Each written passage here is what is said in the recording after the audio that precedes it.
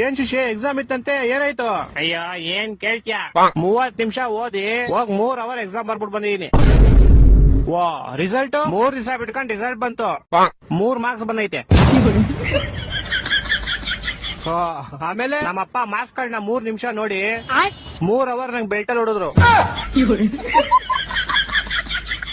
ನಿಂಗ್ ಲೈಫ್ ಅಲ್ಲಿ 3 ಅನ್ನೋದು ತುಂಬಾ ಆಗ್ಬರುತ್ತೆ ಅನ್ಸುತ್ತೆ. ಸಾಮಾನು ನಂಗ್ ಲೈಫ್ ಅಲ್ಲಿ ಏನೇನ್ ಕೆಟ್ಟದೈತೋ ಎಲ್ಲ ಹೋಗ್ಲಿ ಅಂತ 3 ನಿಂಬೆಹಣ್ಣು ತಗೊಂಡು ನಂಗ್ 3 ಸಲ ದೃಷ್ಟಿ ತಕೊಂಡು ರೋಡ್ಗೆ ಎಷ್ಟೇ ಅಪ್ಪ.